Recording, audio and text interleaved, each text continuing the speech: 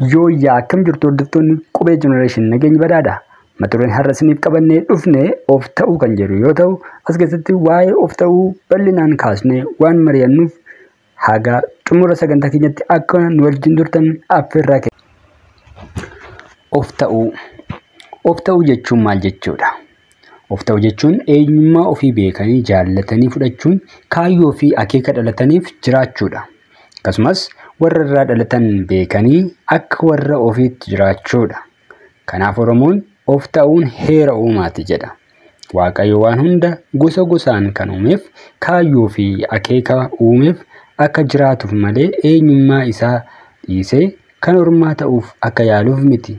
Kan ormaa eenyummaa isaa itti uumame dhiisee kan ormaa ta'uu yoo yaale yookaan kan biraa ta'uu yoo yaale heera uumaatu jeeqamaa jechuudha. Heera uumaatu dabaa. Heerri uumaa dabuun sun immoo dhiibbaa adda addaa geessisuu danda'a.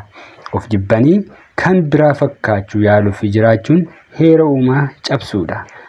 Heera uumaa cabsuun ammoo daba cubbuudhas. Fakkeenyaaf qeerransi adurree waan fakkaannuu fi kana booda amala waaqni ganama ittiin nu uume dhiisnee nama biratti gallee hantuuta nyaataa jiraannu osoo jedhanii murteessanii tokkoffaatti ni garboomu, kun nama jala galu jechuudha. Lammaffaatti ni tuffatamu, sadaffaa irratti eenyummaa isaanis ni dhabu jechuudha. Sababa kanaatiin miidhaa gurguddaatu isaan irra ga'uu danda'a. Akeeka waaqni isaan uumeefis keessa waan ba'anii garbiraa jala seenanii fi sirna koo keessattis jeequmsi uumamu ni jiraata jechuudha. Maaliif Waaqayyo qeerransi waan hojjetuuf kan lafa isaa kaa'e ni qaba jechuudha. Hojiin bakki qeerransi akka jiraatuu fi kaa'ame sun banaa waan ta'uuf bakka sanatti hir'inni waan uumamuuf sirna koo keessatti jeequmsa biraa kaasuu danda'a jechuudha. Kanaaf akka uumaan nama beekutti akka uumaan tolchetti uumamni tokko jiraachuun heera uumaati sun of ta'uudha jechuudha.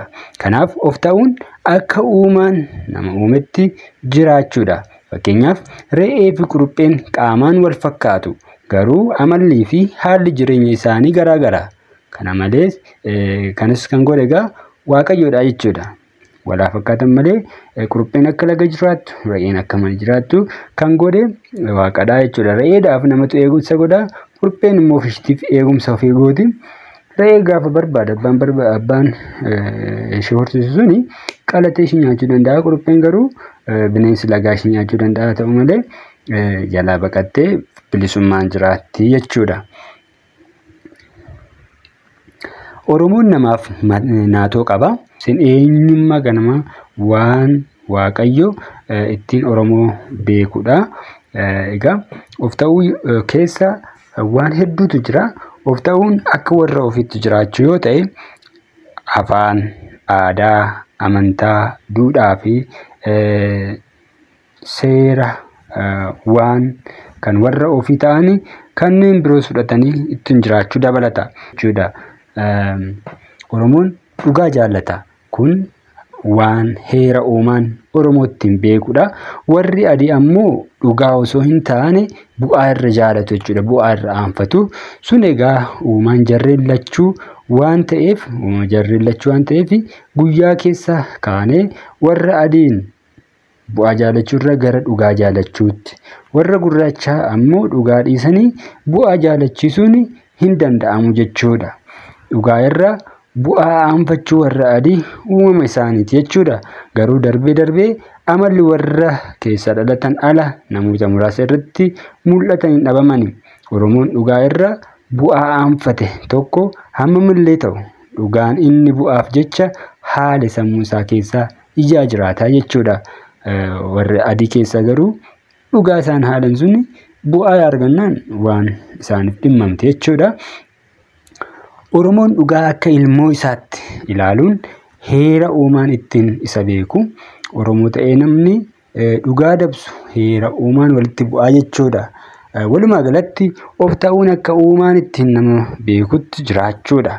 Kana jechuun Oromoon akka Oromootti, Amaarri akka amaaraatti, re'een akka re'eetti, sardiidaan akka sardiidaatti jiraachuudha jechuudha. Sardiidaan saree ta'uu yaaluu dhiisuun sun heera uumaan ittiin beekudha. Uumamni biroos akkasuma haala ittiin uumaan isaan uumeef karooraaf kaayyoo isaan uumeef jiraachuun sun heera uumaati.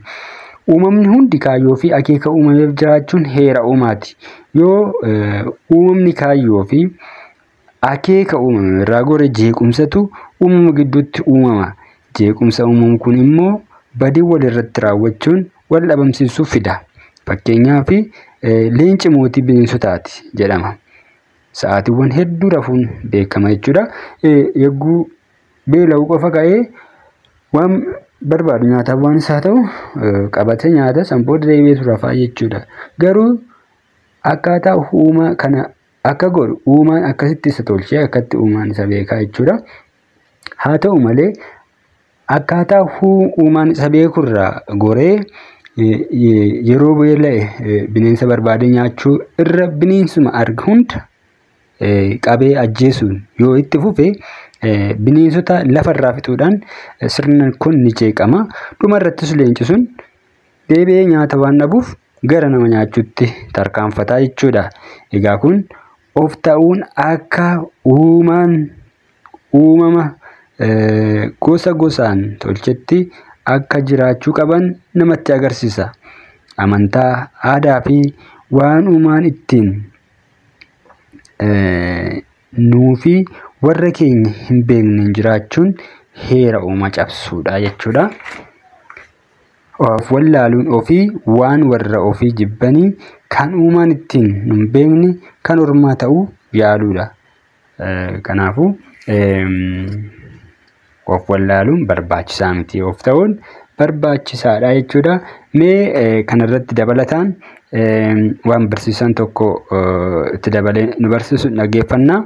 Akka Oromootti jiraachuun heera uumaati yookaan immoo akka Oromoon jedhutti jiraachuun heera uumaati kan jedhuu fi uumanii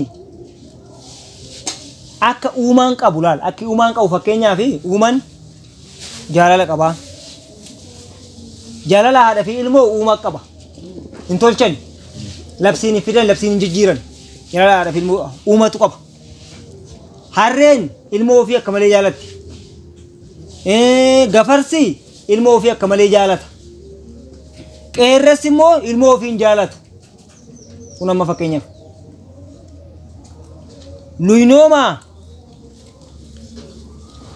Luynoomaa ilmoo teenyarraan dheechinee jedhan qeerransi waraabessaa. Miti?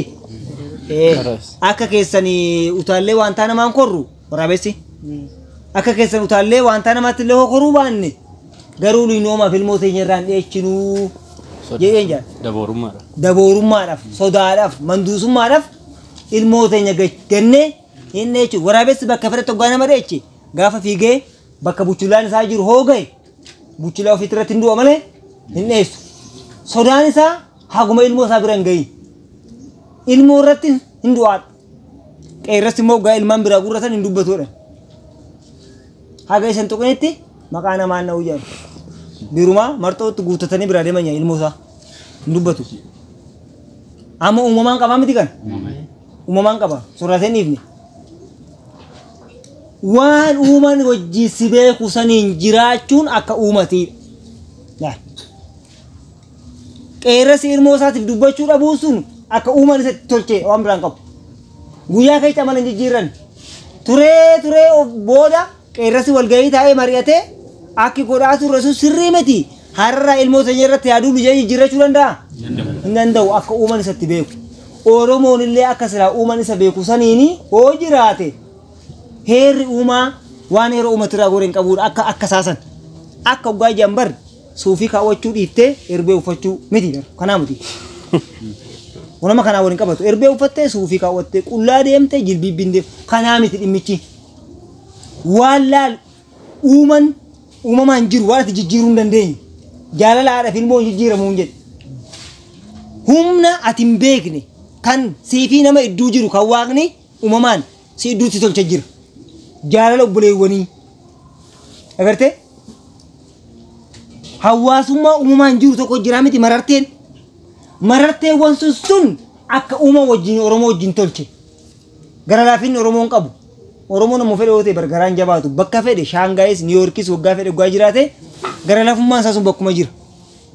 Miti inni kun akka uumaan itti silaa nama beekusan irraa hoo goruu baate akka uumaan nama beekusatti waggaa jiraate akka sun Oromummaadha. Akka Oromummaa sun akka uumaan gaafa ganamaa isa tolche akka sun uumarraan gorree sirriidhaan.